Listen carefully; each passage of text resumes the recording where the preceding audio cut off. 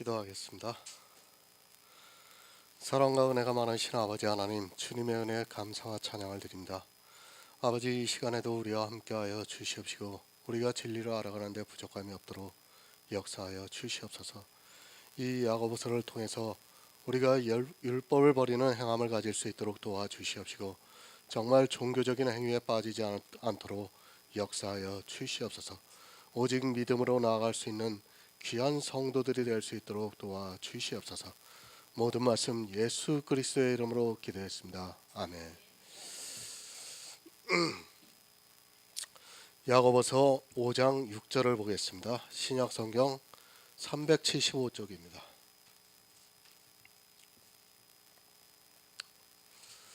제가 읽어드리겠습니다. 너희가 옳은 자를 정죄하였도다, 또 죽였도다. 그는 너희에게 대항하지 아니하였느니라. 아멘. 도살의 날입니다. 도살장을 눈앞에 두고도 마음을 살찌우고 있습니다. 정말 아무리 강조를 해도 지나치지 않지만 이 시대는 도무지 깨닫지 못하고 있습니다. 부자가 된다는 것이 어떠하다는 것을 야고보는 분명히 가르쳐주고 있습니다. 하지만 사람들은 교회 안에서 부자가 되기를 바라고 있습니다. 어떻습니까? 부자가 되게 해달라고 기도를 하고 있습니다. 그것이 다 어디에서 나온 사상인가 하면 구약에 있던 바알의 사상입니다. 얼마나 부자가 되고 싶은가를 이 시대 노래에서 알 수 있습니다.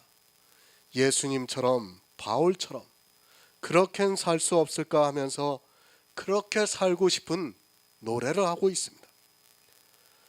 그것으로 도살을 당한다는 것을 모르고 마음에 부자가 되고 싶어서 노래를, 기도를 하고 있습니다. 부자가 되게 해달라고 기도합니다. 그리고 부자가 되겠다고 하나님 앞에서 그렇게 살겠다고 서원을 하고 있습니다. 자기들이 하는 그런 행위들이 어떻게 된다는 것을 모르고 그저 사람의 이성으로 바르게 판단이 되는 그것을 보면서 부자가 되고 싶어 합니다. 성경을 바로 알아야 합니다. 이스라엘이 성경을 몰랐다고 생각합니까? 그래서 그들이 예수 그리스도를 십자가에 못 박았다고 생각하지 마시기 바랍니다. 부자가 되는 것이 무엇이라는 것을 몰랐습니다. 부자가 되지 말라고 하는데 이스라엘은 자기들이 부자가 되겠다고 하면서 예수 그리스도의 은혜를 거절하는 율법의 행위에 빠지고 말았습니다. 예수님은 이스라엘을 부자라고 말씀을 하셨습니다. 율법을 지키고 그것으로 해서 마음의 부자가 되어 살을 찌우고 있었고 또 겉으로는 회를 칠하고 있었습니다. 하지만 예수님께서 부자에 대해서 비유로 말씀을 하셨어도 이스라엘은 부자가 누구인가를 모르고 더욱더 부자가 되기 위해서 애를 썼습니다. 마찬가지입니다. 성경은 계속해서 교회 안에 있는 부자에 대해서 말씀을 하고 있습니다. 그러나 사람들은 역시 부자가 되는 것을 좋아하고 있습니다. 아니, 부자가 되지 않으면 안 되는 것으로 미혹을 하고 있습니다. 사실 사람의 이성으로는 부자가 너무도 보기에 좋기 때문에 그것을 마다할 사람이 없습니다. 율법으로 부자가 됩니다. 그리고 은사로 부자가 됩니다. 성화로 부자가 되고 있습니다. 지식으로 부자가 되고 있습니다. 교회 안에서 여러 가지 모양으로 그렇게 부자가 되고 있지만 그들은 깨닫지를 못하고 있습니다.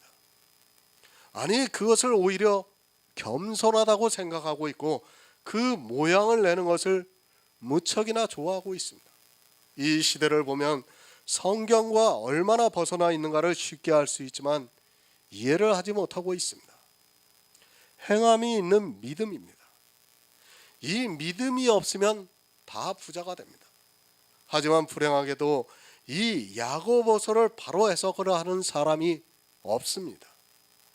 이제까지 신학자들의 강해나 주석을 보아도 어느 누구 하나 행함이 있는 믿음에 대해서 바르게 해석을 하지 않았고 교회는 더욱더 부자가 되려고 하는 사람들로 많아졌습니다. 그리고 부자가 되는 것을 너무도 당연하게 생각하고 있습니다. 오히려 이단이라고 공격을 합니다. 부자가 되지 말라고 하면 이단이라고까지 공격을 합니다. 사실 부자가 되라고 하는 것이 다른 복음인데도 그것을 깨달을 수 있는 지혜가 사람에게는 없어서 아무리 위대한 신학자라 해도 행함이 있는 믿음을 모르고 그것으로 해서 더 많은 사람들이 영향을 받아 도살할 날이 가까이 왔는데도 마음을 살찌게 하고 있습니다. 인생의 이성입니다. 분명히 부자가 되는 것이 옳습니다. 그러나 성경은 그것을 음행이라고 말씀하고 있고 진노의 포도주를 마신다고 말씀을 하고 있습니다.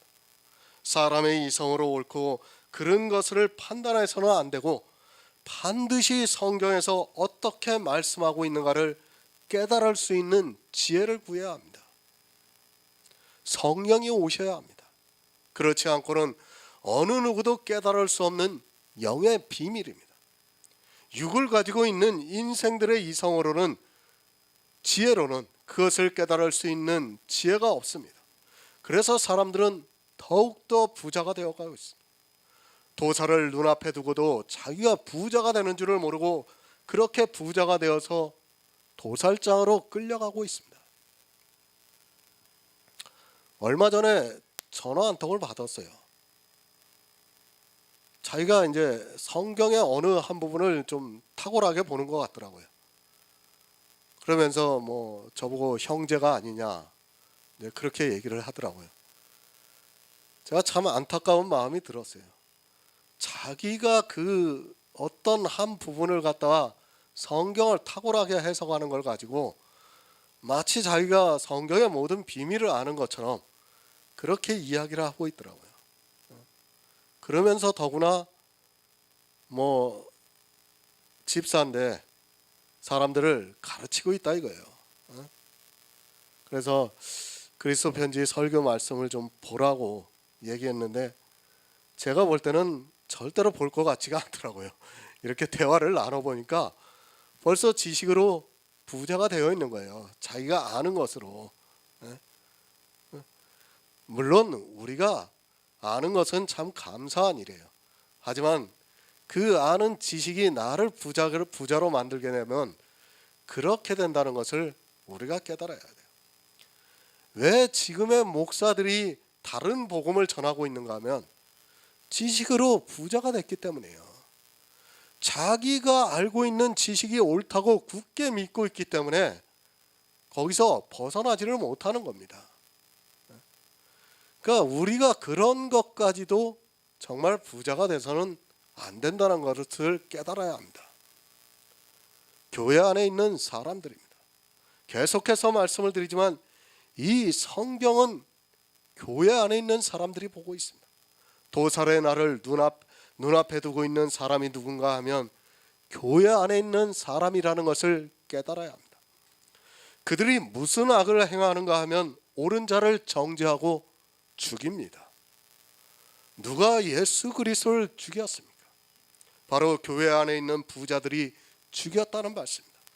이 세상 사람들이 예수 그리스도를 죽인 것이 아니라 교회 안에서 부자가 되어 도살을 눈앞에 두고 있는 그들이 예수 그리스도를 죽였다고 말씀을 하고 있습니다. 그들이 예수를 죽이면서 뭐라 생각을 했는가 하면 이것이 하나님을 위하는 일이라고 생각을 했습니다. 마태복음 27장 19절을 보겠습니다. 신약성경 49쪽입니다. 마태복음 29장 19절입니다. 27장 19절입니다.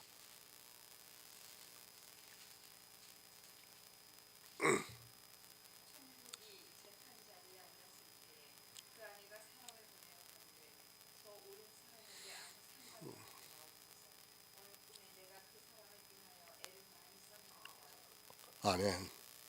저희가 옳은 자를 정죄하였도다. 또 죽였다고 말씀을 하고 있습니다. 물론 빌라도의 재판장에 가서 예수 그리스도를 정죄하고 죽음에 이르게 했습니다. 비록 이방인이고 빌라도의 아내지만 그녀는 예수 그리스도를 옳다고 말하고 있습니다. 하지만 유대인들이 폭동이 일어날 것을 염려해서 빌라도는 사형을 처하고 결국에는 십자가에 못 박아 죽였습니다. 정죄입니다. 유대인들은 율법주의에 빠져 있기 때문에 법에 따라 정죄를 하고 있습니다. 이 세상의 법에 따라서는 예수님께서는 죄가 없다고 인정을 받으셨지만 유대인들은 자기들이 지키고 있는 율법을 따라 정죄를 했습니다. 주님께서 율법을 안 지켜서가 아니라 율법에 사로잡혀서 정죄를 했습니다. 이것이 율법주의입니다. 그들이 무엇이든지 다 정죄를 했습니다. 이스라엘이 어떤 사상을 가지고 있었는가를 야고보가 말씀을 하고 있습니다. 사도 바울이 고린도후서에서 정죄의 직분이라고 말씀을 하고 있습니다. 율법을 지키는 이스라엘은 정죄의 직분을 가지고 살았습니다. 정죄의 직분을 가지고 있는 이스라엘은 모든 것을 다 율법을 따라 정죄를 했습니다. 성도는 의의 직분입니다. 교회 안에는 정죄의 직분을 가진 자도 있고 의의 직분을 가지고 있는 성도도 있습니다. 율법을 단 한 가지라도 지키고 있는 사람은 정죄의 직분에 빠져 있습니다. 정죄의 직분은 정죄를 해서 죽이는 직분이고 의의 직분은 예수 그리스도의 의를 거저줌으로 해서 살리는 직분입니다. 자기가 어느 직분에 있는가를 알아야 합니다. 지금 이 시대도 마찬가지입니다. 물론 예수 그리스도께서는 이스라엘에 의해서 죽임을 당하시고 3일 만에 부활하셔서 하늘에 올라가셨습니다. 이제는 다시 죽일 수는 없습니다. 하지만 정죄의 직분을 가지고 있는 사람은 역시 지금도 예수 그리스도를 죽이고 있다는 것을 깨달아야 합니다. 실제 죽일 수는 없을지라도 그렇게 예수 그리스도의 구속의 은혜를 거절하고 있습니다. 옳은 자를 죽이고 있습니다. 이스라엘만 죽이는 것이 아니라 이 시대도 똑같이 죽이고 있다고 히브리서에서 말씀을 하고 있습니다. 예수 그리스도를 믿지 않는 그 자체가 죽이고 있는 것임을 깨달아야 합니다. 하나님께서는 예수 그리스도를 이 세상에 보내주시고 예수 그리스도의 이름으로 구원을 받게 하셨습니다. 하지만 어떻습니까? 오직 예수를 안 받아들이고 있습니다. 이스라엘만 예수 그리스도를 안 받아들이는 것이 아니라 이 시대 역시도 예수를 안 믿고 있습니다. 아니 말로는 예수를 믿는다고 주장하고 있습니다. 하지만 그들의 행위를 보면 다 부자가 되어서 구속의 은혜를 거절하고 있습니다. 이스라엘이 왜 죽였습니까? 바로 자기들의 율법의 의 때문에 죽였습니다. 사실 그들은 성경을 어려서부터 보고 조상대대로 하나님을 믿어왔지만 예수 그리스도를 받아들이지를 못했습니다. 물론 그것이 다 하나님의 섭리라는 것은 분명하지만 그럴지라도 사람의 속성이 그대로 드러나고 있습니다. 그들은 자기들이 옳다고 생각을 했기 때문에 예수 그리스도를 죽였습니다. 요한복음 3장 19절을 보겠습니다. 신약성경 146쪽입니다. 요한복음 3장 19절입니다.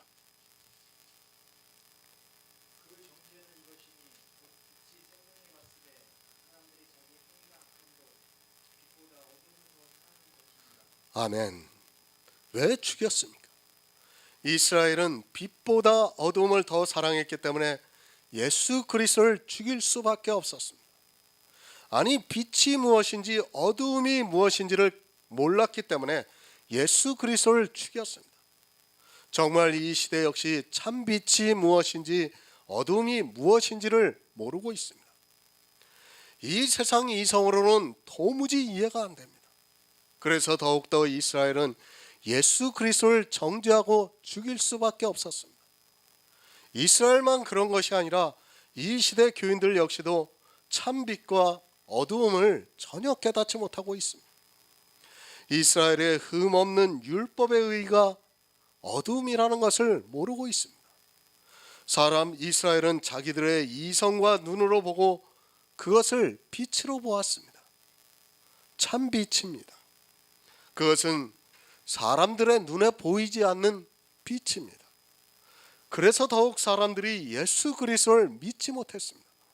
예수님께서 이 세상에 오셔서 이루신 구속의 일은 참 빛입니다. 그리고 이 세상 모든 사람들이 행하는 행위는 다 어두움입니다. 그것이 하나님을 위해서 일을 했다 할지라도 어둠이라는 것을 깨달아야 합니다. 어두움을 더 사랑하고 있습니다. 교회 안에 있는 사람들이 어두움을 더 사랑하고 있습니다. 이 어두움은 자기들이 열심을 내서 하고 있는 복음을 위해서 하고 있는 일이기 때문에 더욱더 사랑하고 있습니다. 예수 그리스도의 의는 보이지 않고 자기들이 하고 있는 의는 보이기 때문에 사람들은 어두움을 더 사랑하고 있습니다. 악합니다. 자기의 행위가 악함으로 빛보다 어두움을 더 사랑한 것이라고 말씀을 하고 있습니다. 사람들은 자기들이 하고 있는 행위가 악하다는 것을 전혀 모르고 있습니다. 참으로 안타까운 것은 자기들이 행하고 있는 악한 것을 선하고 의롭다고 생각하고 있습니다. 그것이 사망으로 끌고 가는 것임에도 깨닫지를 못하고 있습니다. 이스라엘이 죽였습니다. 그들은 자기들의 행위가 악해서 빛보다 어두움을 더 사랑해서 그러한 일을 했습니다. 이 시대도 교회 안에서 빛보다 어두움을 더 사랑하는 사람은 이스라엘과 마찬가지로 예수 그리스도를 죽이고 있는 사람이라는 것을 바로 깨달아야 합니다. 그 어두움이 마음을 살지게 하고 있습니다. 그것으로 부자가 되고 있습니다. 하지만 사람들은 그것이 하나님을 믿는 행위라고 하면서 어두움이라고 생각하지를 않습니다. 지금 이 시대 역시 교회 안에서 행위에 빠져 있는 모든 사람은 그것을 어두움이라고 생각하지 않습니다. 그것을 어두움이라고 하면 오히려 분을 내면서 참지 못하는 것이 사람의 이성입니다. 왜 그렇습니까? 그것은 빛을 모르고 어두움을 모르기 때문입니다. 그것을 모르다 보니까 빛보다 어두움을 더 사랑하게 되어 있습니다. 교회 안에서 하고 있는 모든 행위가 다 어두움이라는 것을 모르고 있습니다. 사실 복음은 이것을 깨닫는 데부터 시작이고 출발입니다. 어쩔 수 없습니다. 그것이 인생들이 가진 지혜의 한계입니다. 성령이 오시지 않고는 이 빛과 어두움을 깨달을 수 있는 지혜가 없습니다. 이스라엘이 한 행위만 어두운 것이 아니라 지금 이 시대 교회 안에서 하고 있는 모든 행위 역시 어두움이라는 것을 분명히 깨달아야 합니다. 어두움을 더 사랑합니다. 그것이 예수 그리스도를 죽이는 결정적인 원인입니다. 하지만 역시 이 시대도 어두움을 더 사랑하고 있습니다. 참 사람들이 얼마나 쉽게 미혹이 되고 있는가를 알 수 있습니다. 이스라엘이 한 행위는 율법이라고 하고 자기들이 하는 행위는 믿음이라는 말로 사람들을 미혹하고 있고 거기에 다 넘어가고 있다고 보면 맞습니다. 어두움으로 정죄했습니다. 이스라엘은 어두움으로 예수 그리스도를 정죄했습니다. 이 시대 역시 자기들이 하고 있는 어두운 행위로 사람들을 정죄하고 있고 또 예수 그리스도의 십자가를 거절하고 있습니다. 어두움에 빠져 있는 사람들은 반드시 예수 그리스도를 정죄하고 또 그를 죽이게 되어 있습니다. 이사야 53장 7절을 보겠습니다. 구약성경 1033쪽입니다. 구약성경 1033쪽 이사야 53장 7절입니다.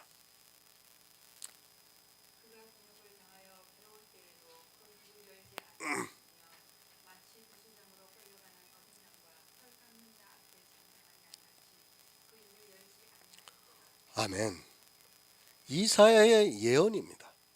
주님은 이 예언 그대로 이스라엘에 의해서 죽임을 당하면서도 대항하지 않았습니다.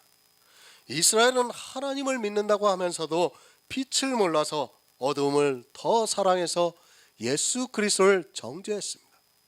그리고 빌라도의 법정에 세워서 죽였습니다.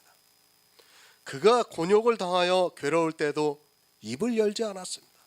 주님께서는 십자가를 지실 때 정말 하나님의 어린 양으로 당신이 이스라엘에 의해서 죽임을 당하면서 이 세상 죄를 지고 가셔야 한다는 것을 알고 계셨기 때문에 도수장으로 끌려가면서도 그 입을 열지 않고 잠잠했다고 말씀을 하고 있습니다.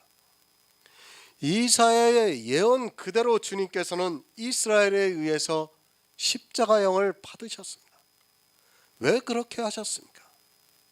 그것은 이 세상 죄를 지고 가셔야 하기 때문입니다. 주님께서는 저항하지 않았습니다. 그것은 주님께서 이 세상에 오신 목적이 바로 이 세상 죄를 지고 가셔야 하기 때문입니다.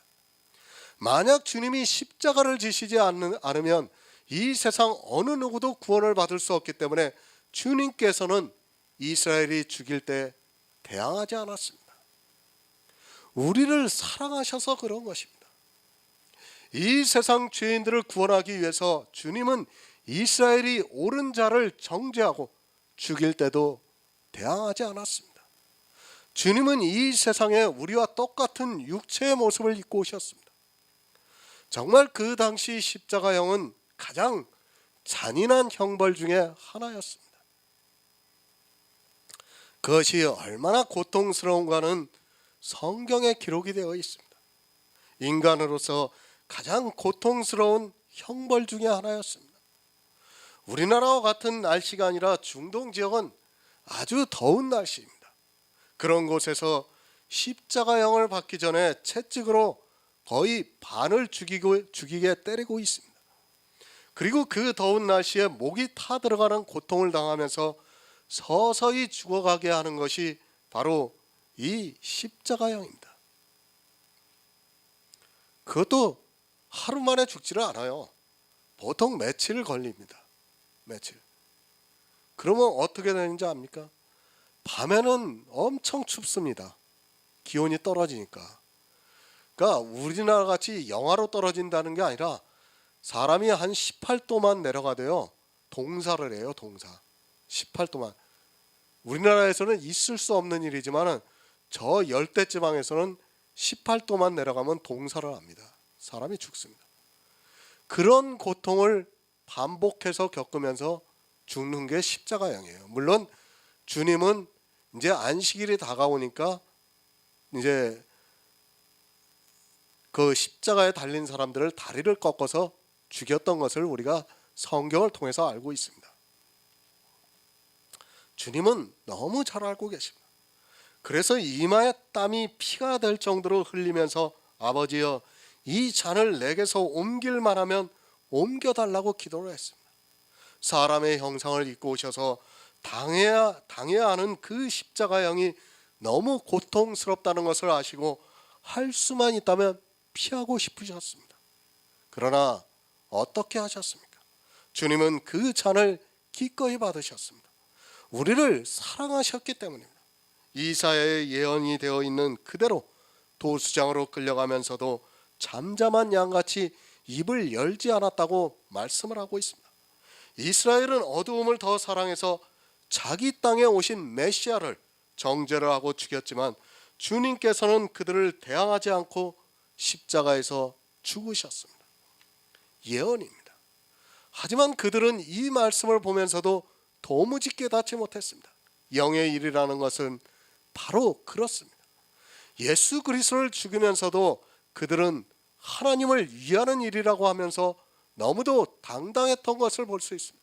그 원인이 어디서 왔는가 하면 철저한 율법주의에 빠져 있었기 때문입니다. 하나님의 사랑입니다. 대항을 하지 않고 그대로 십자가에서 죽임을 당하신 것은 하나님의 사랑을 우리에게 보여주신 것입니다. 이 사랑을 깨달아야 하는데 말로는 아니 지식으로는 알고 있지만 그것이 믿어지지가 않고 있습니다. 그래서 이스라엘이 그랬던 것 같이 이 시대 역시도 율법주의에 깊이 빠져들어가고 있습니다.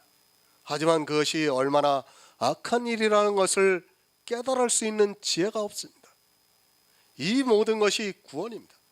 우리 인생들을 구원하시기 위한 하나님의 섭리입니다. 이 세상에서 가난하다고 믿고 있는 아니 자기가 얼마나 가난한 자인가를 알고 있는 그들을 구원하시기 위해서 주님께서는 죽임을 당하시면서도 이스라엘에게 대항을 하지 않았습니다. 부자들은 모릅니다. 자기들이 얼마나 악하다는 것을 모르고 있습니다. 그래서 주님을 죽이면서까지도 그것을 하나님을 위하는 일이라고 생각했습니다. 교회 안에서 율법으로 단 한 가지라도 부자가 되어 있는 사람들은 이 영의 비밀을 도저히 깨달을 수가 없습니다. 오직 하나님의 은혜로 성령의 보내심을 받은 성도만이 선과 악을 분별할 수 있는 지혜가 있습니다. 야고보서를 보시기 바랍니다. 아니 야고보서뿐만 아니라 이 시대 성경을 얼마나 거꾸로 해석하고 있는가를 알 수 있습니다. 야고보서 같은 경우에는 조금 더 심하게 하고 있지만 거의 모든 성경을 다 거꾸로 해석을 하고 있습니다. 그것이 다 성경을 사람의 이성을 가지고 보고 있기 때문입니다. 그리고 문자적으로 보고 있기 때문에 이사야의 예언을 보고도 도무지 깨달을 수가 없습니다. 마찬가지입니다. 정말 성경을 얼마나 틀리게 해석하고 있는가를 바로 깨달아야 한다. 이 문제는 생명이 걸린 문제입니다.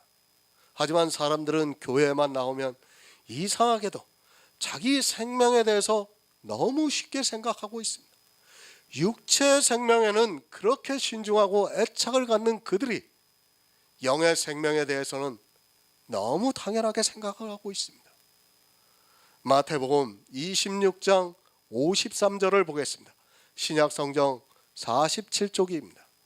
마태복음 26장 53절입니다.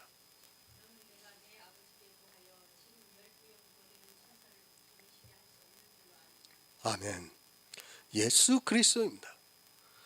모든 능력을 가지고 계시는 분입니다. 당시 로마가 아무리 강대하다 할지라도 주님의 능력만으로도 로마의 모든 권세를 무너뜨리실 수 있습니다. 그리고 주님이 원하시기만 하면 12영이 더 되는 천사를 보내시게 할 수 있어 십자가형을 피할 수 있습니다. 천사입니다. 아마 이 천사들이 나타난다면 이스라엘뿐만 아니라 로마의 군인들까지도 그 자리에서 아무것도 하지 못할 것입니다.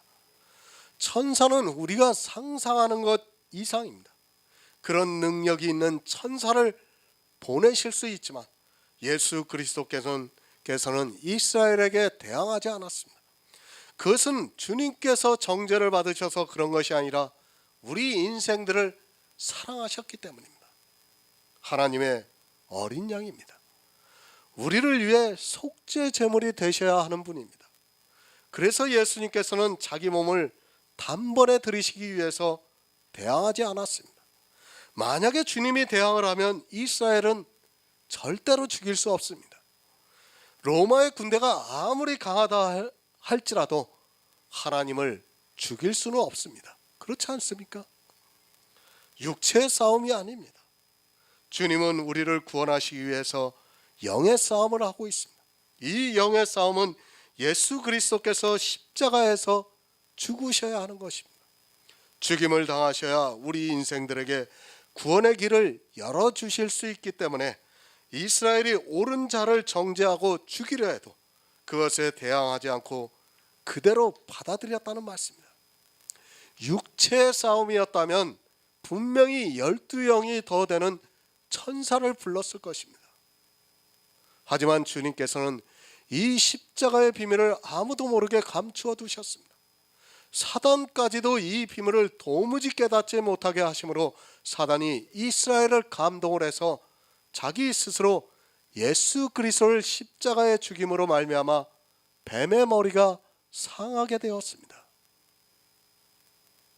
사단은 알고 있습니다.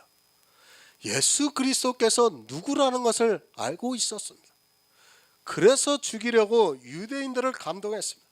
그러나 자기가 죽이는 그 일이 자기 머리를 상하게 하는 일이라는 것을 모르고 있었습니다.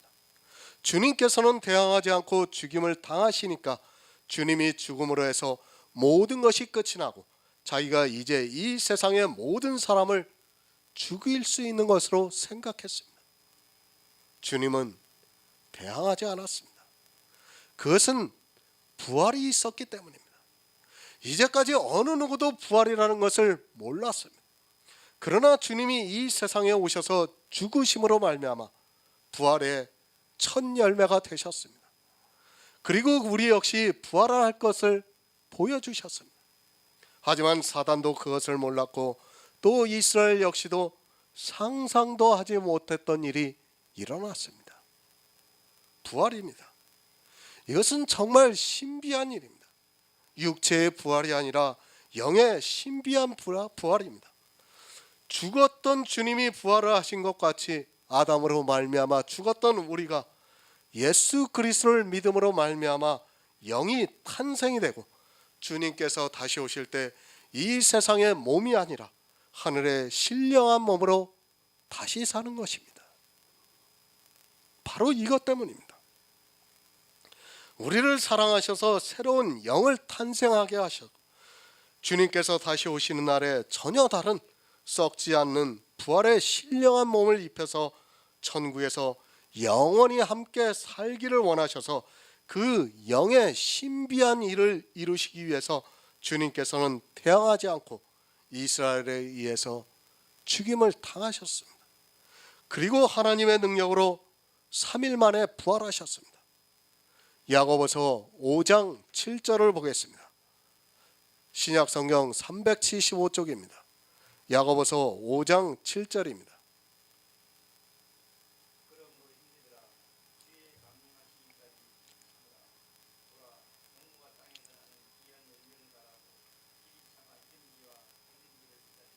아멘. 새 번역을 보겠습니다. 이러므로 형제 자매 여러분, 주님께서 오실 때까지 참고 견디십시오. 보십시오. 농부는 이른 비와 늦은 비가 땅에 내리기까지 오래 참으며 땅의 귀한 소출을 기다립니다. 그러므로 형제들아, 주의 강림하실 때까지 길이 참으라고 말씀을 하고 있습니다. 왜 이 말씀을 하고 있습니까? 이 세상은 부자들의 세상입니다. 부자가 예수 그리스도까지 죽였습니다. 정말 교회는 늘 부자에 의해서 가난한 자들을 법정으로 끌고 갔다는 것을 깨달아야 합니다. 부자들이 사치하고 연락을 하고 있습니다. 이제까지 성경을 보면 늘 그렇게 해왔습니다. 이스라엘의 모든 역사를 보아도 그렇고 이방의 교회도 역시 부자들이 모든 주도권을 가지고 있는 것을 볼 수 있습니다. 솔직히 초대교회를 지나오면서 이제까지 교회사를 보아도 역시 부자들이 교회 주권을 행사하고 있는 것을 볼 수 있습니다. 천주교도 부자였습니다. 그리고 기독교 역시 마찬가지로 부자였습니다. 문서로 기록되어 있는 책들을 볼 때 과연 성도가 있었는가 하는 것을 냉정하게 생각해 보아야 합니다. 천주교도 부자였고 또 프로테스탄트 교회 역시도 부자가 되었습니다. 성도라고 할 수 있는 형제들은 거의 보이지 않고 있는 것을 볼 수 있습니다.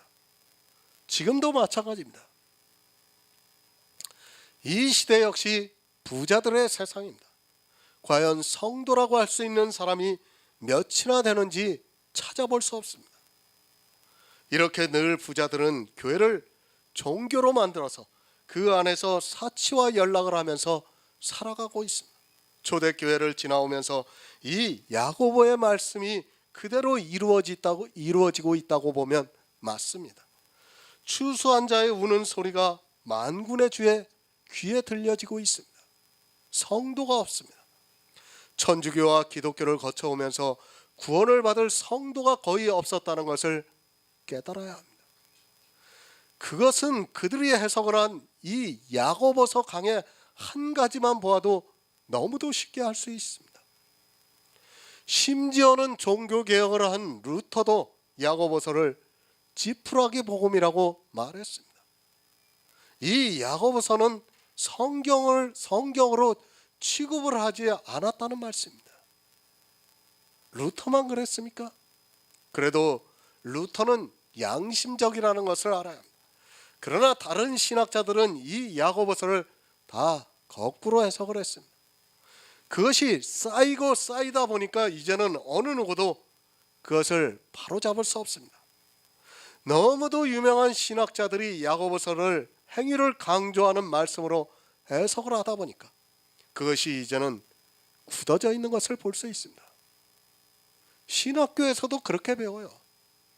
로마서는 믿음에 대한 교리라고 배우고, 야고보서는 그 믿음만으로 이제 사람들이 타락을 할 걸 염려해서 우리에게 행위를 하기 위해서 야고보서를 기록했다고 신학교에서부터 그렇게 가르치고 있습니다. 모르면 모른다고 하는 것이 좋습니다. 모르면 그것이 죄가 아닙니다. 그런데 모르면서 아는 것처럼 이야기를 하는 것이 얼마나 더 큰 죄가 된다는 것을 모르고 있습니다. 예수님께서도 그렇게 말씀하시지 않았습니까? 모르면 죄가 아니라고 그랬어요. 그런데 너희가 안다고 하니까 이제 죄라고 말씀을 하셨습니다. 더구나 유명한 신학자들이 이런 야고보서를 강해를 해놓고 주석을 써놓으면 사람들은 거의 맹목적으로 그대로 받아들이고 있는 것을 볼 수 있습니다. 인쇄술이 발달을 했습니다. 그리고 수많은 책들이 나오기 시작을 했습니다. 자칭 신학자라고 하는 사람들이 남긴 책들이 많이 있습니다. 그 책들을 보시기 바랍니다. 과연 그 책 중에서 진리를 바로 전하고 있는 책이 얼마나 되는가는 진리를 인도함을 받고 있는 성도만이 알 수 있습니다. 인쇄가 발달을 해서 책이 대중화된 것이 불과 200년 되었습니다. 물론 아주 유명한 신학자의 글은 그 이전이라도 책으로 남아있는 것을 볼 수 있습니다. 그러나 대부분의 책들은 불과 200여 년 전부터 쓰여졌다는 것을 알아야 합니다. 그런데 그 책들이 쓰여지기 시작을 했을 때는 이미 거의 다 율법주의, 성화주의 그리고 은사주의에 깊이 빠져들어가 있는 상태였습니다. 그들이 책을 썼습니다. 그리고 그 책들이 지금까지 전해지고 있고 그것이 마치 성경의 권위와 비슷하게 취급을 받고 있습니다. 그런 유명한 신학자들에 의해서 잘못 해석이 된 설교집이나 그리고 강의 주석들을 보면서 그것을 신앙에서 배우다 보니까 그것이 마치 진리가 되어버렸습니다. 참 감사합니다. 제가 사실 주석책을 살 돈이 없었어요. 그 정도로 돈이 없었습니다.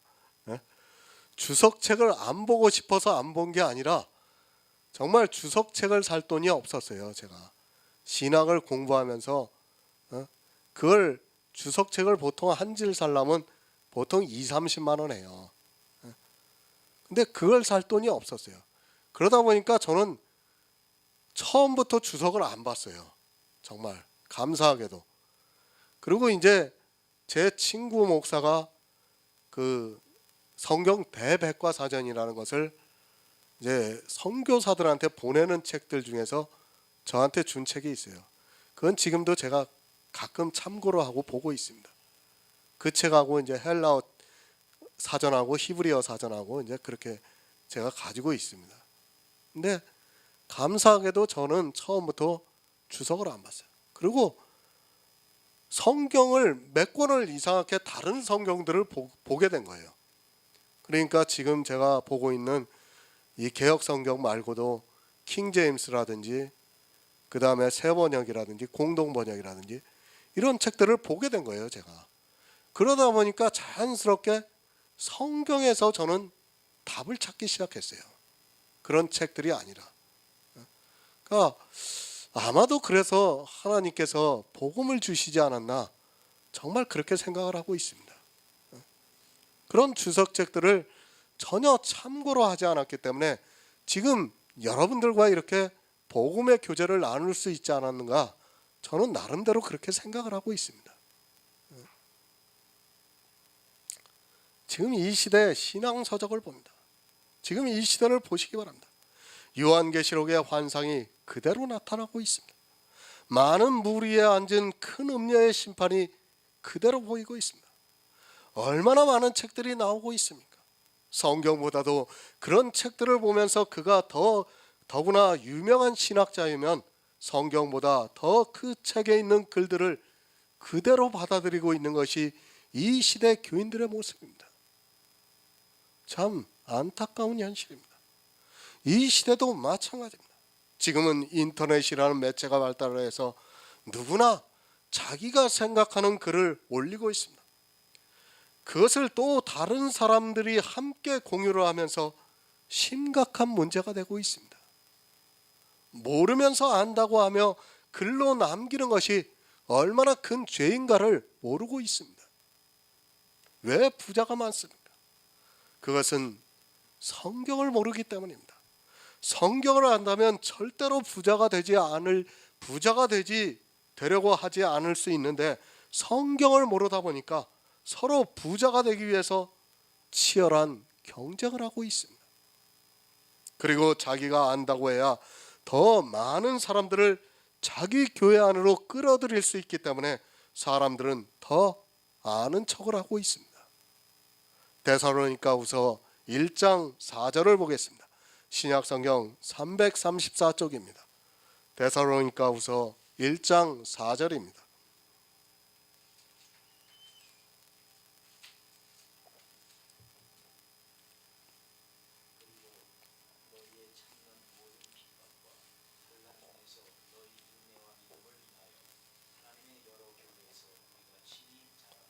아멘. 왜 길이 참습니까? 성도는 이 세상에서 부자들에 의해서 환난을 당하기 때문입니다. 사실 이 시대도 진리를 알고 있는 성도는 핍박과 환난을 당하게 되어 있습니다. 솔직히 그리스도 편지가 그렇게 많이 알려지지가 않아서 그렇지 아마도 어느 정도 세력을 갖추고 알려지기 시작을 하면 지금 정통이라는 교회에서 아마도 분명히 이단이라고 공격할 것이 너무도 분명합니다. 그들은 부자입니다. 그 부자들은 자기들이 사치하고 연락하는 그것을 쓰레기로 취급하면 참지를 못하게 되어 있습니다. 부자가 되려고 무던히도 노력을 했는데 그것이 아무 의미가 없는 쓰레기와 같다고 해보시기 바랍니다. 그것이 악한 것이라고 해보시기 바랍니다. 핍박을 합니다. 11조를 악이라고 해보시기 바랍니다. 그리고 주일이라고 하는 날을 악한 행위라고 해보시기 바랍니다. 그리고 그들이 지키고 있는 성탄절과 추수감사절 그리고 송구영신 예배가 다 짐승에게 미혹이 된 악한 행위라고 해보시기 바랍니다. 그들은 다수의 힘을 빌어서 그리스도 편지를 이단이라고 공격할 것이 너무도 분명합니다. 사람의 이성으로도 그렇습니다. 그리스도 편지에서 전하고 있는 말씀은 그들이 도무지 이해를 하지 못합니다. 자기들이 하고 있는 하나님을 위해서 하고 있는 선한 일들이 악하다고 하면 누가 더 나쁘다고 생각을 하겠습니까? 성경에 기록되어 있는 선지자들을 보시기 바랍니다. 그들이 누구와 싸웠습니까? 다 율법주의자들입니다. 교회 안에 있는 부자들과 싸우다가 핍박을 받았습니다. 늘 교회는 부자들에 의해서 사치와 연락을 하고 있습니다. 그것을 소자들은 깨닫지 못하고 그저 사람의 이성으로 생각해서 자기가 옳다고 생각이 되기 때문에 그들과 같이 부자가 되려고 따라가고 있습니다. 다 예표입니다. 거의 모두 다 교회 안에서 핍박을 당한다는 것을 깨달아야 합니다. 성도는 이 세상을 사는 동안 그럴 수밖에 없습니다. 만약에 그리스도 편지가 정말 많이 알려지면 아마 심하게 핍박할 겁니다. 그것을 어느 정도는 감수할 각오를 하고 계셔야 될 겁니다. 아마도 그런 핍박을 받으면서 사는 것이 성도입니다. 교회는 늘 부자들이 사치하고 연락을 하기 때문에 사실 성도들이 그들과 함께 하지를 못했습니다. 성도입니다. 늘 말씀을 드리지만 이 세상의 주인이 아닙니다. 성도는 이 세상에서 고하고 과부고 나그네입니다. 더구나 율법을 폐하고 살아가고 있습니다. 율법을 아주 잘 지키고 있는 그들에게 핍박을 받는 것은 너무도 당연한 일입니다. 부자들이 있는 교회 안에서 성도가 설 자리가 없다는 것을 바로 알아야 합니다. 복음을 전합니다. 그리고 그 복음을 이제 듣습니다. 그러면 사람들이 착각을 합니다. 이제까지 교회 안에서 자기가 들어왔던 그 지식이 그대로 있어서 마치 내게 복음이 있으면 하나님께서 도와주시는 것으로 오해를 하다가 더 큰 실망을 하고 핍박을 당하게 되는 것을 볼 수 있습니다. 늘 말씀을 드리지만 영의 일입니다. 하나님께서는 우리의 육을 돕지 않습니다. 설령 내가 구원을 받고 성경에서 모든 진리를 다 알고 있다 해도 육적으로 돕지 않는다는 것을 바로 알고 있어야 합니다. 그래서 야고보도 주의 강림하실 때까지 길이 참으라고 말씀을 하고 있습니다. 만약에 육체적으로 하나님께서 도와주실 것 같으면 참을 필요가 없습니다. 그렇지 않습니까? 하나님께서 육체적으로 직접 도와주시면 되지 왜 참습니까? 그러므로 형제들아, 주의 강림하시기까지 길이 참으라는 이 말씀은 하나님께서 육체적으로 도와주시지 않기 때문에, 육체적으로 너무 힘들기 때문에 길이 참으라고 말씀을 하고 있습니다. 시편 37편 40절을 보겠습니다. 구약성경 829쪽입니다. 구약성경 829쪽 시편 37편 40절입니다.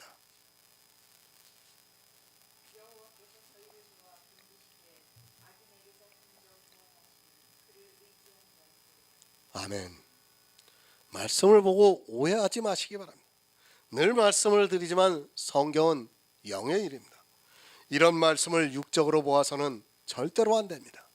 여호와께서 저희를 도와 건지시되 악인에게서 건져 구원을 하시며 그를 의지한 연고라고 말씀을 하니까 자기를 의인이라고 생각을 하고 자기를 반대하고 있는 사람을 악인이라고 하면서 하나님을 의지하면 자기를 육체적으로 도와 건져주시는 것으로 오해를 하고 있습니다. 아닙니다. 사도들을 생각해 보시기 바랍니다. 그리고 초대교회 성도들을 생각해 보시기 바랍니다. 그들이 하나님을 의지하지 않았습니까? 그들이 악인에게서 건짐을 받았습니까? 도리어 악인에 의해서 순교를 당하고 심판을 받았습니다. 처음 순교자가 누굽니까? 스데반 집사입니다.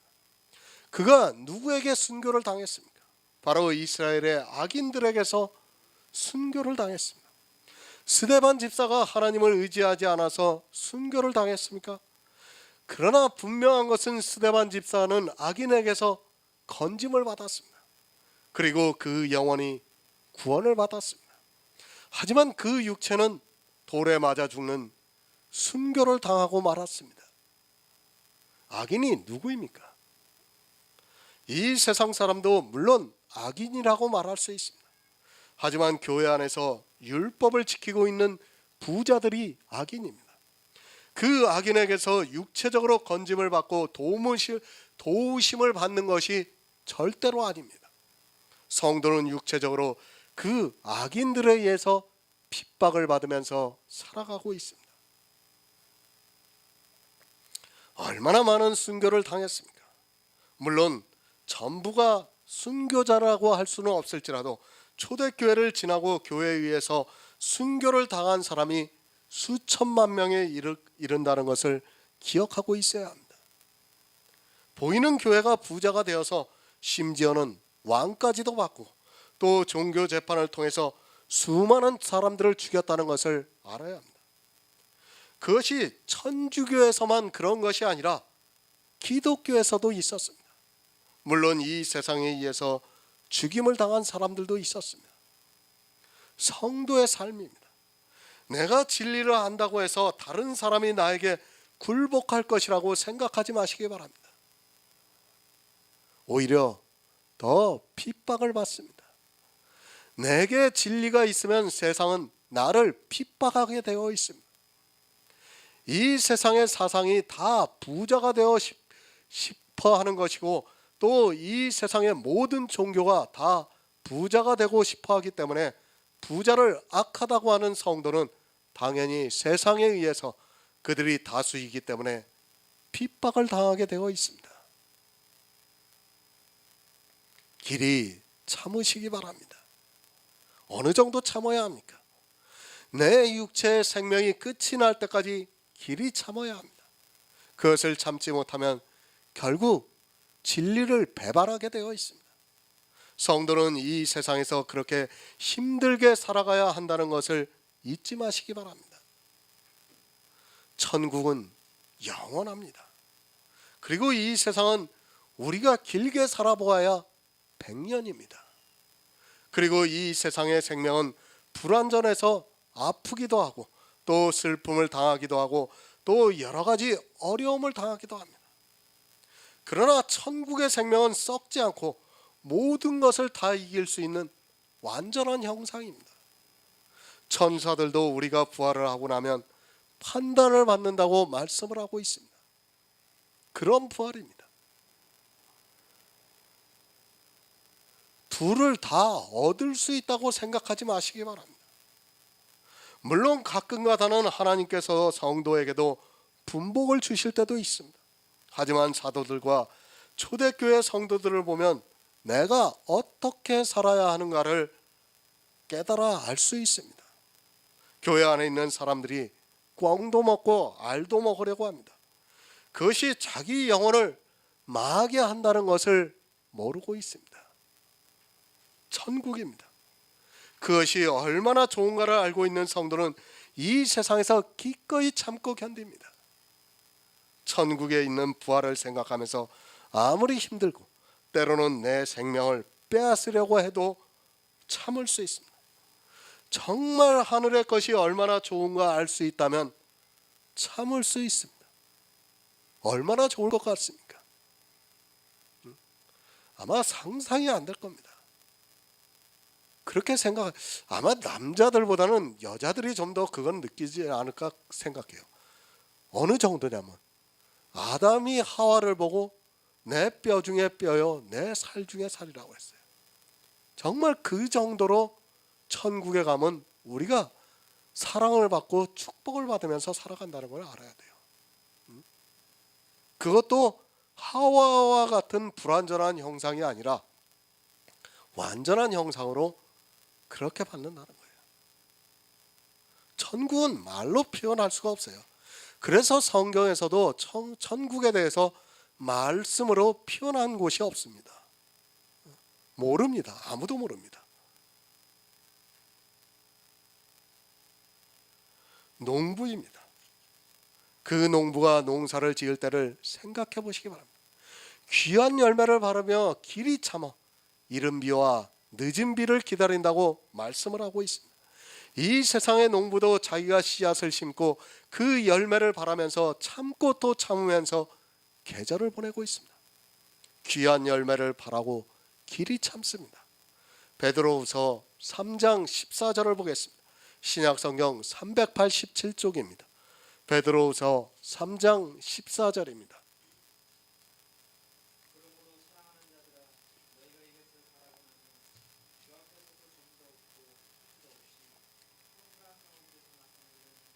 아멘.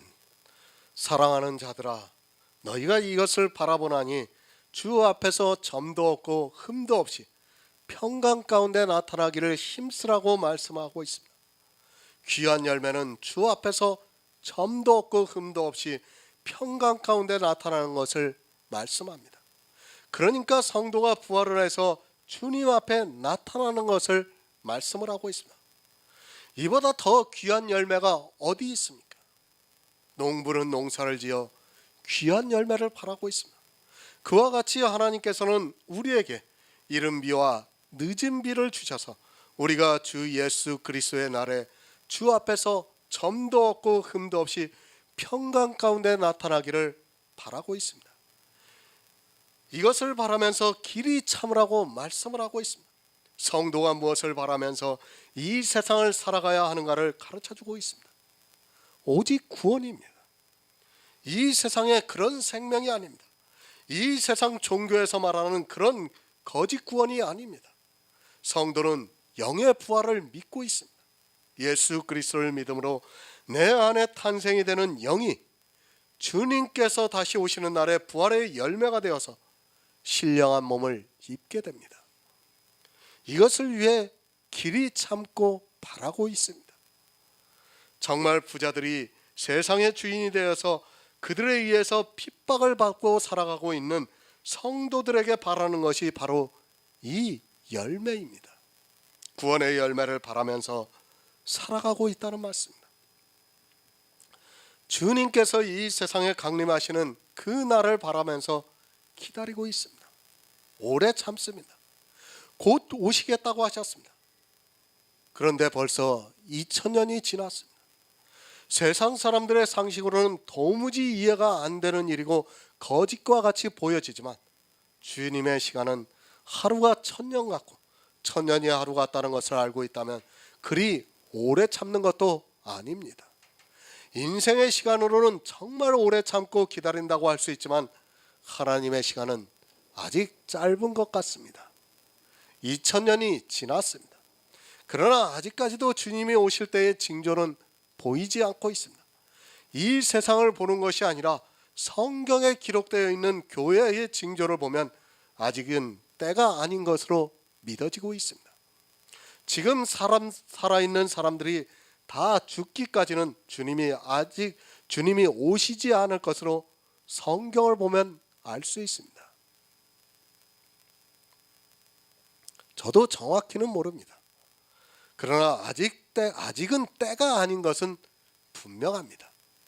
그러나 종말이 왔다고 하는 사람들은 다 거짓말이라고 보시면 맞습니다. 아직은 그런 때가 아닙니다. 그렇다고 해서 너무 실망하지 마시기 바랍니다. 분명히 주님께서는 다시 오실 것이라고 성경에서 말씀을 하고 있습니다. 성도는 이 세상에서 비록 고난과 환난을 받으면서 살아가다 잠을 잘지라도 주님께서 다시 오시는 그 날에 불이 분명히 우리를 깨워 영접해 주실 것이라고 믿고 있습니다. 감사해야 합니다. 아직은 때가 아닌 것에 감사해야 합니다. 그것은 이 세상에 구원할 성도가 있다는 사실입니다. 그것이 내가 되고 또 나를 통해서 이 복음을 듣는 모든 사람이 될 수 있습니다. 우리는 낙심하지 말고 정말 말세 때 길이 참으면서 기다리고 있어야 합니다. 구원입니다. 그것은 영원한 생명입니다. 이 세상에서 살아가고 있는 생명은 반드시 언젠가는 죽어야 하고 또 사라지는 안개와 같습니다. 그런 생명이 아니라 그보다 더 귀한 생명을 우리에게 주고 있습니다. 이 세상의 부자는 아닐지라도 주님께서 우리에게 복음을 주셨습니다. 그리고 성령의 감동하심에 따라 귀한 열매를 기다리고 있습니다. 부자가 되지 마시기 바랍니다. 그것은 이 세상에서 환난 가운데 산다는 것입니다. 비록 이 세상에서는 그렇게 살아갈지라도 우리는 슬퍼할 필요가 없습니다. 모든 것을 다 가진 성도는 성도라는 것을 잊어서는 안 됩니다. 이 세상에 사라지는 것이 아니라 영원히 있는 천국을 유업으로 받은 성도라는 것을 알고 참고 또 참으면서 주님의 날을 기다리는 성도가 되시기를 바랍니다. 야고보서 5장 8절을 보겠습니다. 신약성경 375쪽입니다.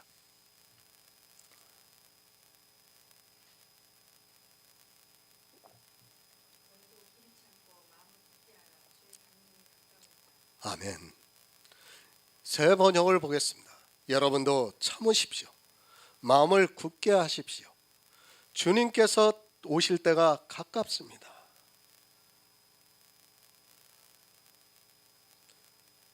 왜 이런 말씀을 성경에 이제 데살로니가 전서도 그렇고 지금 야고보서도 주님이 오실 때가 가깝다고 말씀을 하고 있어요.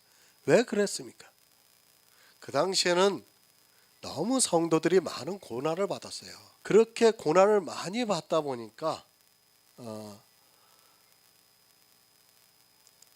사도들이 그들을 위로하기 위해서 주님의 때가 가깝다는 말씀을 많이 기록하고 있습니다.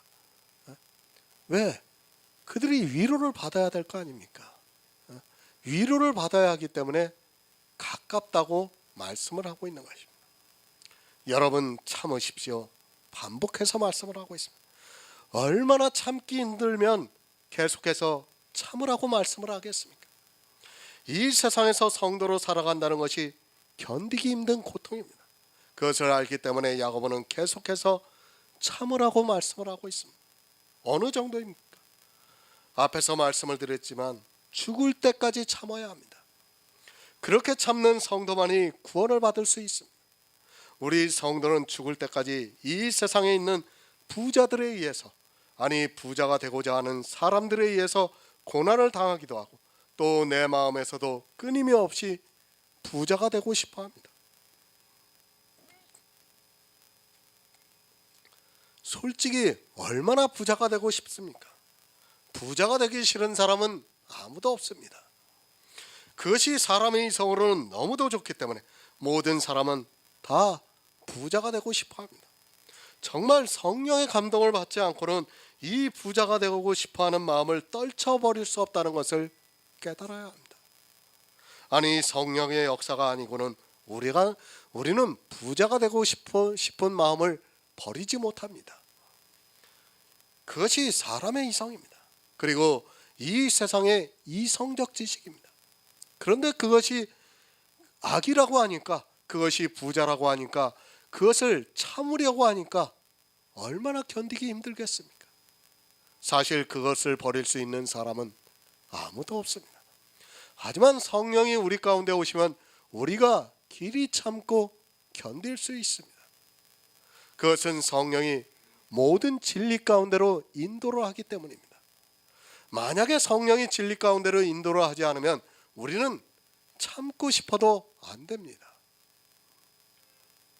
그것이 인생의 이성으로는 너무도 바르기 때문에 그것을 하지 않는다는 것은 불가능합니다. 부자가 되지 말고 길이 참으라고 말씀을 하고 있습니다. 영의 성도입니다. 우리 성도는 육체와 그 정과 욕심을 십자가에 못 박았습니다. 사실 이것을 못 박는다는 것이 얼마나 큰 고통입니까? 그런 고통의 시간을 이기고 길이 참고 견뎌야 구원을 받을 수 있습니다. 하지만 사람들은 부자가 되기 위해서 열심을 내고 있습니다. 또 부자가 되게 해달라고 눈물을 흘려가면서 하나님께 기도를 하고 있습니다. 요한계시록 2장 3절을 보겠습니다. 신약성경 400쪽입니다. 요한계시록 2장 3절입니다.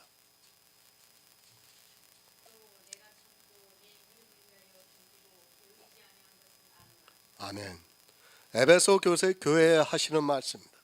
또 내가 참고 내 이름을 위하여 견디고 게으르지 않았다고 말씀을 하고 있습니다. 에베소 교회에 있는 성도들이 참았습니다. 무엇을 위해서 참았는가 하면 주의 이름을 위해서 참았습니다. 주님의 이름을 바라면서 참았다는 말씀, 율법입니다. 그리고 예수입니다. 이 두 가지의 싸움입니다. 율법의 의미가 나쁘다는 것이 아닙니다. 성경에 기록되어 있는 문자 그대로의 율법과 예수 그리스도가 서로 싸우고 있습니다. 예수 그리스도를 믿는 성도는 율법을 버리고 그것으로 인하여 세상에서 정말 이 세상 사람들이 하나님을 믿는 성도가 맞는가 하는 생각을 갖게 하고 있습니다. 그렇지 않습니까? 사실 예수를 믿는다는 것은 아무것도 하지 않는 것입니다. 복음을 전하는 일을 하지 않는다는 것이 아니라 율법을 행하지도 않고 성화가 되려고도 하지 않고 은사를 나타내지도 않습니다. 그러다 보니까 정말 때로는 내가 예수를 믿는 것인가 하는 의문을 가질 수 있습니다. 이것이 영의 일입니다. 육을 가지고 있는 사람으로는 너무도 당연한 일입니다. 육을 가지고 있기 때문에 육으로 무엇인가를 해야 믿는 것 같은 생각이 되는데 그저 성경에서 성령의 감동으로 예수 그리스도를 알아가고 하는 그것이 도무지 이해가 안 될 때가 있습니다. 아니 예수 그리스도를 내가 믿는 것인가 하는 생각을 하게 만들고 있습니다. 저 역시도 마찬가지입니다. 사람은 누구나 마찬가지입니다. 여러분이 볼 때는 제가 대단하게 보일지 몰라도 저 역시도 사람입니다. 복음의 비밀을 전하고 있지만 때로는 내가 무엇을 하고 있는가 하는 생각을 하게 됩니다. 정말 영의 일이라는 것이 그렇다는 것을 알아야 합니다. 그래도 성경에서 성령의 감동으로 예수 그리스도를 알아가고 있기 때문에 내 마음에 확신을 주고 있어서 그런 회의가 될 때도 참고 견딜 수 있습니다. 사실 복음은 힘이 듭니다. 율법은 보이기 때문에 내가 감정적으로 느끼고 보고하기 때문에 그것을 보면서 육체적으로 내가 하나님을 믿고 있다고 하는 것을 인정하면 됩니다. 아주 쉬워요. 그리고 그것으로 기쁨을 누릴 수 있습니다. 하지만 복음은 내 마음에서 믿어지는 역사입니다. 그것은 내가 해야 하는 일이 없습니다. 단 한 가지 내가 해야 하는 일이 있다면 내가 받은 이 복음의 은혜를 내 이웃에게 전하는 일뿐입니다. 그리고 복음을 가진 자를 도와서 서로 다른 영혼이 구원을 받을 수 있게 하는 일입니다. 믿는다는 것이 그렇습니다. 사람은 자기가 몸으로 무엇을 하지 않으면 마치 아무것도 아닌 것으로 생각을 하게 되어 있습니다. 그래서 더욱 자기 몸으로 무엇인가를 하려 하고 있고 사단은 그것을 아주 잘 알고 있습니다. 너무도 하고 싶기 때문에 사단은 그것을 하게 해주면 되는 겁니다. 교회 안에서. 그러면 그냥 죽는 거예요. 그래서 교회가 점점 더 율법주의로 변하고 있고 그 안에서 무엇인가를 하고 싶어하는 사람들의 마음을 아주 잘 알고 있기 때문에 교회 안에서 자꾸 일을 만들고 있습니다. 새로운 일들이 계속 만들어지고 있어요. 교회 안에서 일을 합니다. 그리고 율법을 지킵니다. 또 은사를 나타냅니다. 그리고 성화가 됩니다. 그런 행위들이 자기가 하나님을 믿고 있다는 증표로 사람들의 이성에 자리하고 있습니다. 그렇게 부자가 되고 있습니다. 하지만 성도는 그것이 부자가 되는 것임을 알고 있기 때문에 그런 것을 전혀 하지 않으려고 하다 보니까 때로는 내가 정말 하나님을 믿는 것인가 하는 생각을 하게 됩니다. 하지만 믿음을 주시고 있습니다. 행위를 하지 않고 믿음을 주시는데 그 믿음을 가지고 행위를 하지 않으려 하니까 정말 견디기가 힘이 듭니다. 그래서 길이 참으라고 말씀을 하고 있습니다. 에베소 교회에서는 너희가 내 이름을 인하여 참았다고 말씀을 하고 있습니다. 예수 그리스도를 믿고 부자가 되는 것을 참았다는 말씀입니다. 내 이름을 위하여 견디고 게으르지 않았습니다. 그 이름의 뜻이 무엇입니까? 저희 백성을 저희 죄에서 구원할 자입니다. 그 구원자를 알기 위해서 게으르지 않고 성경에서 예수 그리스도를 알기에 힘썼다는 말씀입니다. 이렇게 예수 그리스도를 알기 위해서 부지런한 성도는 율법의 행위를 할 시간이 없습니다. 그래서 부자가 될 수 없다 보니까 사람들로부터 정죄를 받기도 하고 또 때로는 이상하다는 이야기를 들을 수밖에 없습니다. 진짜 율법의 행위를 할 시간이 없어요. 제가 만약 그것을 하게 되면 제가 복음의 말씀을 쓰지를 못합니다. 남들처럼 2시간씩 기도하고 남들처럼 2시간씩 예배드리고 언제 그거를 합니까? 못하는 거예요. 진짜 복음이 있는 성도는요, 율법을 지키고 싶어도 못 지킵니다. 시간이 없어서 못 지켜요. 예수 그리스도를 알아가기도 시간이 부족한데 언제 율법을 지킬 시간이 우리에게 있습니까? 영의 일입니다. 성도는 육체로는 참고 견뎌야 합니다. 하지만 지금의 교회를 보면 그들은 이 세상의 주인이 되어 있습니다. 너무 부자가 되어 있고 종교에 빠져서 거기서 헤어나오지를 못하고 있습니다. 그저 자기의 육체의 일을 생각하고 영의 일은 도무지 모르는 것이 이 시대 교인들의 모습입니다. 마음을 굳게 하라. 고린도전서 16장 13절을 보겠습니다. 신약성경 285쪽입니다. 고린도전서 16장 13절입니다.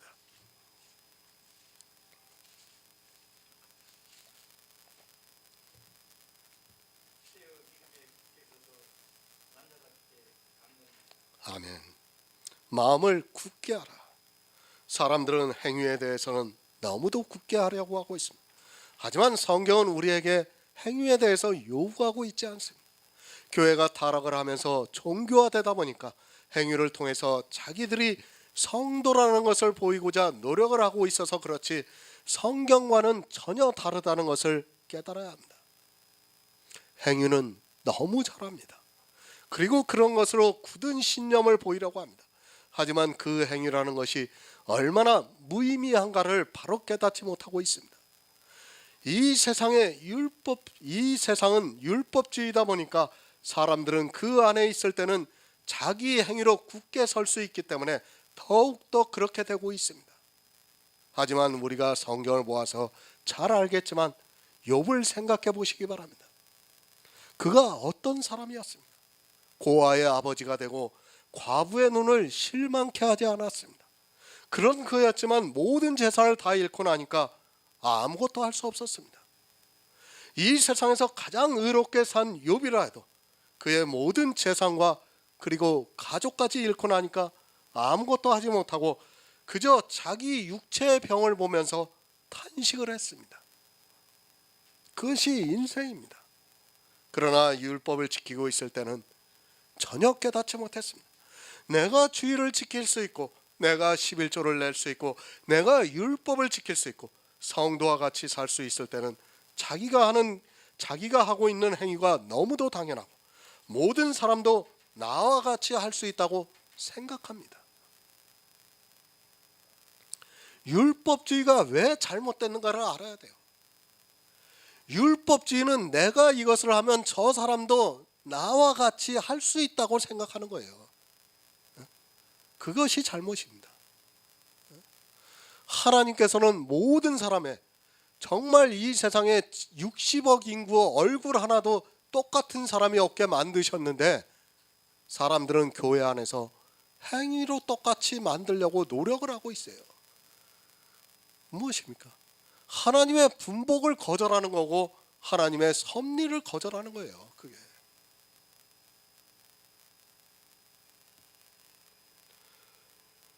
바리새인의 기도를 생각해 보시기 바랍니다.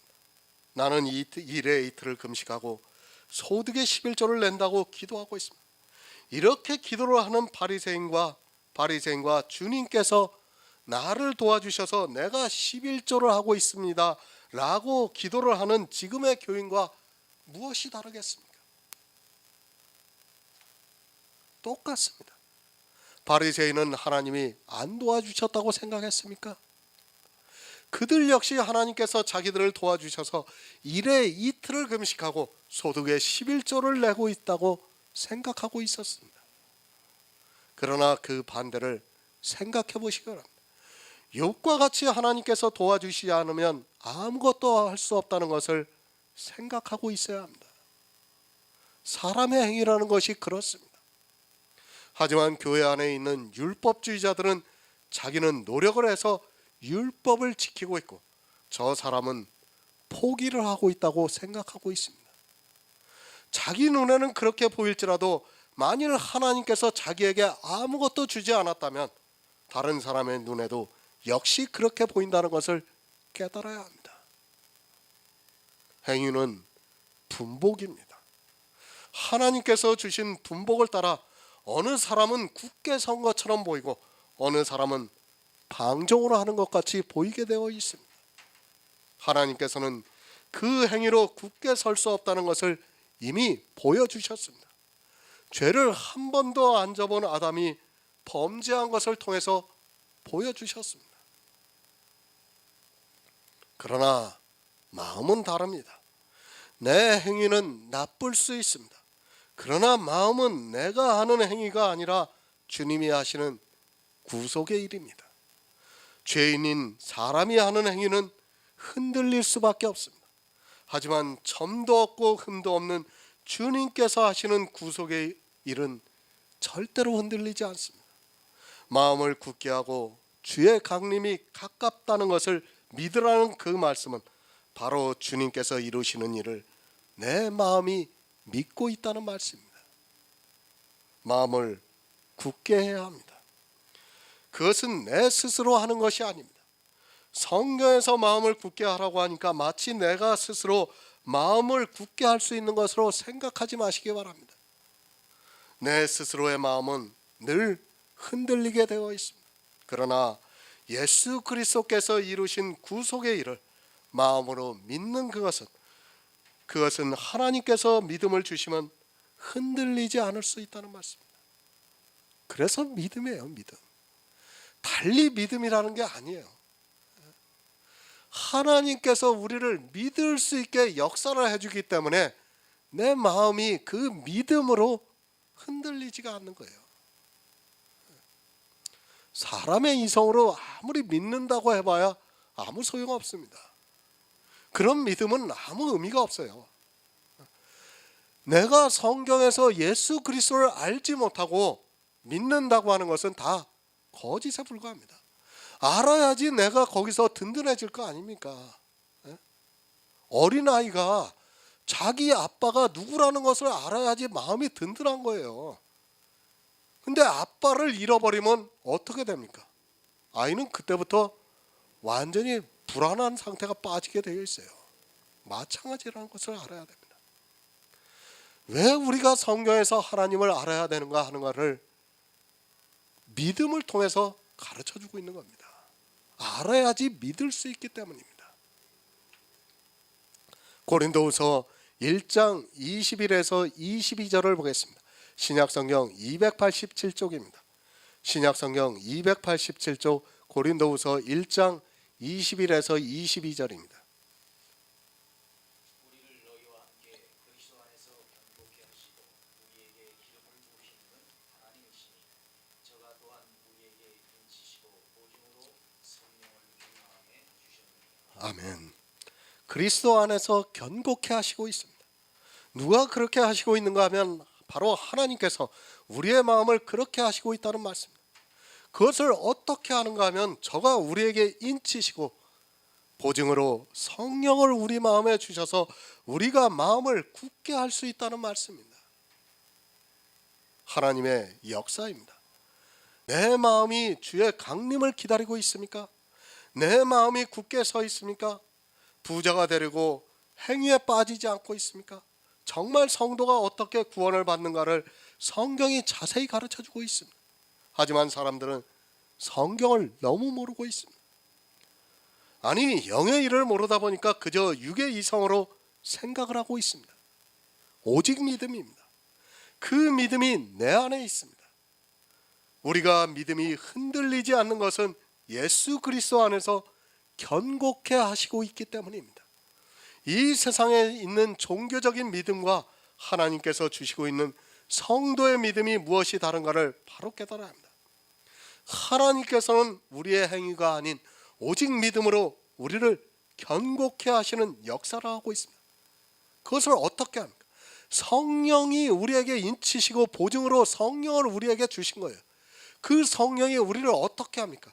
모든 진리 가운데로 인도를 하시고 있는 겁니다. 그게 우리를 견고케 하시는 하나님의 역사라는 말씀입니다. 그냥 내가 견고해지는 게 아니에요. 내가 믿습니다 하면서 하나님을 붙든다고 해서 견고해지는 것이 아닙니다. 반드시 성경에서 성령의 감동으로 정말 진리 가운데로 인도함을 받아야지 내 마음이 견고해질 수 있다는 말씀입니다. 다시 말씀드립니다. 성도는 이 세상에서 부자가 되어서는 안 됩니다. 부자를 보면 너무도 부럽고 또 나도 그렇게 되고 싶은 마음이 간절합니다. 어느 누가 그것을 마다할 사람이 있겠습니까? 저 역시도 사람인지라 제가 행위로 부자가 되어서 칭찬을 들으면 좋습니다. 이 복음을 주님께서 주시지 않고 성령께서 깨닫게 해주시지 않았다면 저 역시도 이 세상의 종교인들과 같이 그렇게 하고 있을 것이 너무도 분명합니다. 이해가 안 됩니다. 부자가 되지 말라는 것이 이 세상의 이성으로 어떻게 이해가 되겠습니까? 그러나 성경이 그것을 말씀하고 있습니다. 야고보는 계속해서 율법을 지키지 말라고 말씀을 하고 있고 그것이 행함이 있는 믿음이라는 것을 가르쳐주고 있습니다. 사실 이것을 안다고 해도 사람은 나도 모르는 사이에 부자가 되어 있습니다. 굳게 서 있어야 합니다. 사실 모든 행위를 다 버리고 오직 예수 그리스도를 믿는다는 것은 사람의 이성으로는 불가능합니다. 그리고 또한 저가 또한 우리에게 인치시고 보증으로 성령을 우리 마음에 주셨다고 말씀하고 있습니다. 믿음의 비밀을 모르는 사람은 절대 이해하지 못하는 영의 비밀입니다. 마음입니다. 성령의 감동입니다. 이 세상의 종교와 다릅니다. 하나님께서는 이것을 성도에게 비밀로 보여주셨습니다. 그가 아무리 지혜가 있고 유명한 신학자라 해도 이것을 깨닫지 못하면 그저 종교인에 불과하다는 것을 분명히 깨닫고 있어야 합니다. 마음을 굳게 하라고 하니까 이 세상의 신념으로 생각해서는 안 됩니다. 그것은 이 세상의 종교입니다. 그런 신념이 아니라 하나님의 역사입니다. 우리를 인치시고 보증으로 성령을 주셔서 내 안에서 역사하시는 하나님의 능력입니다. 이 능력이 우리 안에 있어야 마음을 굳게 하고 주의 강림을 기다릴 수 있습니다. 이 세상의 종교인을 따라가는 것이 아니라 정말 때로는 고독하고 외로울지라도 주의 강림을 기다리면서 성도는 소망을 바라보면서 살아가고 있습니다. 생각해 보시기 바랍니다. 아니 율법주의자들은 도무지 이해가 안 됩니다. 부자가 되지 말라고 하면 그들은 자기가 무엇을 해야 하는 줄을 모르고 공황 상태에 빠지게 되어 있습니다. 율법을 지키지 않고 어떤 신앙생활을 하지 않고 오직 믿는다는 것이 어떻게 가능합니까? 믿음이 있는 성도는 그것이 내 안에서 역사를 하고 있지만 율법주의자들은 도무지 무엇을 해야 하는 줄을 모르게 되어 있습니다. 성경은 믿음입니다. 그러나 이 믿음을 모르고 있습니다. 말로는 믿는다고 하지만 믿음의 비밀을 모르기 때문에 그저 종교적인 믿음에 머물러 있습니다. 그리고 행위를 가지고 믿음이라는 아주 이상한 이야기를 하고 있습니다. 성도는 다시 말씀드리지만 행위로 부자가 되어서는 안 됩니다. 사단은 끊임없이 우리를 미혹하고 있습니다. 아니 우리 인생은 욕심과 정욕을 떨쳐버리지 못하고 있습니다. 이 행위가 사람의 이성으로는 너무 좋고 그것을 통해서 믿음이 좋다는 인정을 받고 또 사람들로부터 칭찬을 듣기도 하고 존경을 받기도 하기 때문에 사람들이 그것을 버리지 못하고 있습니다. 아니 그보다는 성령이 그들에게 오시지 않아서 이 세상을 따라가고 있습니다. 성령입니다. 다시 말씀드리지만 성령이 오셔야 합니다. 교회 안에 있다고 해서 성경을 본다고 해서 예수를 믿는다고 해서 성령이 오신 것으로 생각하지 마시기 바랍니다. 정말 내 안에서 끊임없이 일어나고 있는 이생의 욕심과 정욕을 떨쳐버려야만 가능한 일입니다. 이것이 사람으로는 불가능하고 오직 성령이 오셔야지만 그럴 수 있습니다. 하지만 모릅니다. 다 성령을 받은 것으로 착각하고 있습니다. 성령을 받았는가 안 받았는가 하는 것을 가장 쉽게 알 수 있는 것이 무엇인가 하면 내 마음이 부자가 되어 있는가를 보면 쉽게 알 수 있습니다. 그러니까 율법의 행위를 하나라도 지키고 있고 또 성화가 되려 하고 있고 은사를 통해서 나를 나타내고 있다면 그는 아직 성령이 오시지 않은 사람입니다. 베드로전서 5장 9절을 보겠습니다. 신약성경 382쪽입니다. 베드로전서 5장 9절입니다.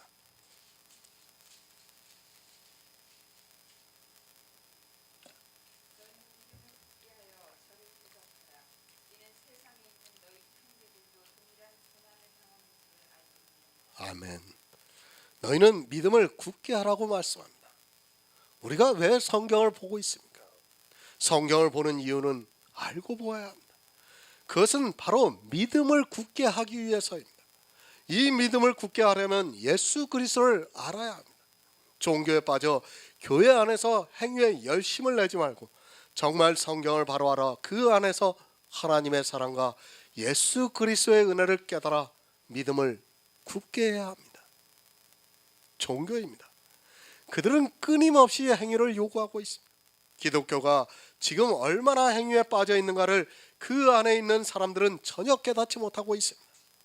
늘 말씀을 드리지만 성경은 예수를 믿어 구원을 받아 천국에서 영원한 축복을 누리라는 말씀입니다.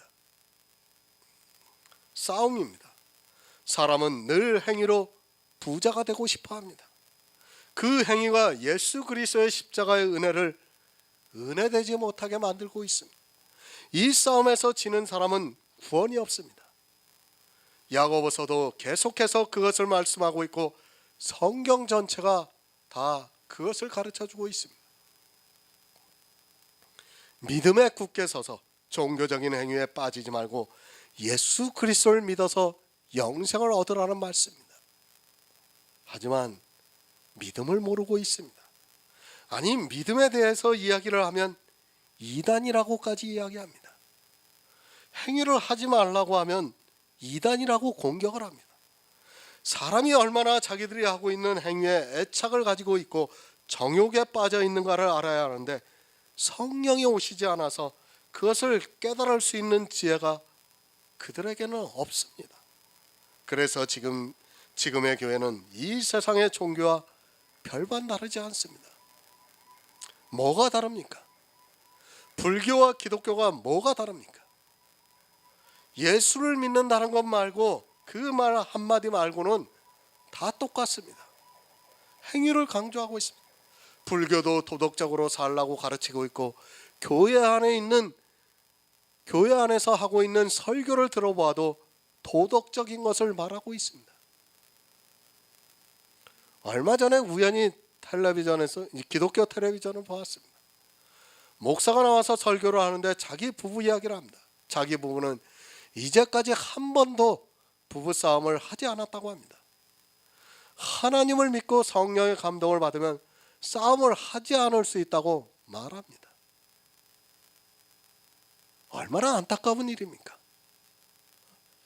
정말 대단한 것 같아요. 싸우지 않은 거 보면. 저는 도저히 그럴 수 없는데 그 사람은 아마 신의 경지에까지 올라간 것 같습니다. 제가 볼 때는. 저는 싸우지 않고는 못 견디는데 그 사람은 한 번도 아직 싸우지 않았다는 거 보니까 뭐 해탈의 경지에 오른 것 같습니다. 설령 부부싸움을 안 했어도 그렇습니다. 그런 이야기를 왜 설교를 합니까? 다 자기 행위를 자랑하기 위해서 아닙니까? 이미 그 목사는 부자가 되어 있습니다. 그런 목사의 설교를 듣는 교인들이 어떻게 하겠습니까? 당연히 자기도 그 목사와 같이 행위에 부자가 되기 위해서 노력을 할 것이고 그런 것으로 자기가 믿음이 있는 것으로 오해를 하게 되어 있습니다. 사람은 그렇게 살아가고 있습니다. 그렇기 때문에 그런 목사가 그런 설교를 하면 자기도 모르게 부자가 되는 것입니다.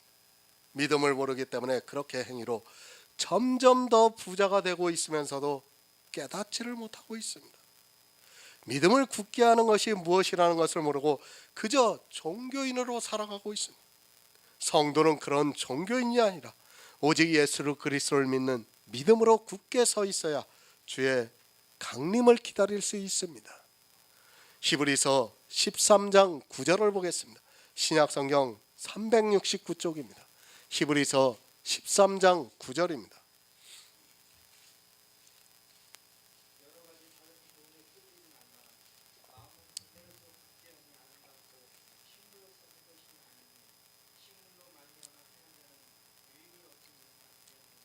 아멘. 오직 믿음입니다. 오직 은혜입니다. 오직 예수입니다. 하지만 이 시대는 그것을 너무 모르고 있습니다. 그저 단어에 집착을 하고 그렇게 말을 하는 것으로 마치 오직 예수를 믿고 있는 것으로 생각하고 있습니다. 특히 이 시대는 너무 지적인 수준이 높다 보니까 성경을 누구나 볼 수 있고 그것을 사람의 이성으로 보면서 예수 그리스도를 믿으려고 하고 있습니다. 굳게 하시기 바랍니다. 주의 강림이 가깝다고 말씀을 하고 있습니다. 물론 성경에서 가깝다고 하는 표현을 우리 인생들의 생각으로 해서는 안 됩니다.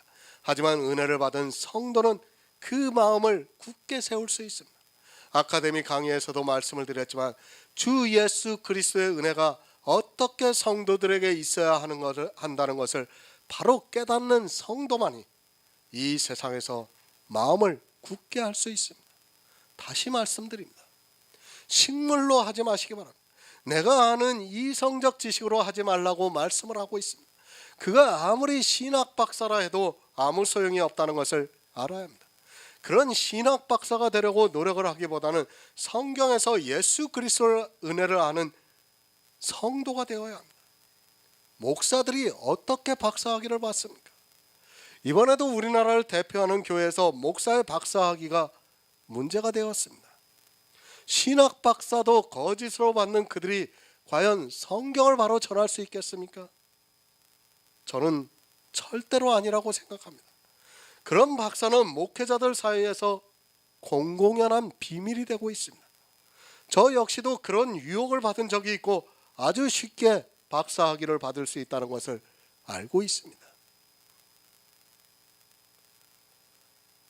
목사만 식물로 합니까? 교인들도 지적인 수준이 높다 보니까 성경을 그저 문자적으로 많이 알려고 노력을 하고 있습니다. 그리고 자기가 아는 그런 지식을 가지고 오히려 하나님의 은혜를 저버리고 있습니다. 왜 식물로 하지 말고 은혜로 하라고 말씀하는가 하면 식물로 하면 은혜를 저버리기 때문입니다. 이 시대 보시기 바랍니다. 웬만한 교인들도 히브리어, 헬라어는 다 합니다. 요즘 아주 지식으로 부자가 되어 있어요. 여러분이 이 자리에서 정말 이 복음을 다 안다 해도 정말 그리스도 편지에서 설교를 다 보고 내가 그것을 다 한다 해도 그것이 식물이 되는 순간에 여러분은 사망에 이릅니다. 그것을 아는 것은 아무 소용이 없어요. 하나님께서 내 안에 역사를 해서 내 안에서 은혜가 되어야 되고 또 믿어지는 역사가 있어야 됩니다. 그 역사가 없다면 그것은 식물에 불과하다는 것을 알아야 됩니다. 그리스도 편지에서 복음을 전하고 있습니다. 그건 역시 식물이라는 것을 바로 알고 있어야 합니다. 그것을 다 알고 있다 해도 내 안에서 역사하는 하나님의 능력이 임해서 예수 그리스도의 은혜를 입어야 합니다. 성도는 그런 식물로 하는 것이 아니라 오직 예수 그리스도의 은혜로 마음을 굳게 하여 이 세상에서 무명한 자 같아도 주의 강림을 기다리면서 살아가고 있습니다. 여기까지 하겠습니다.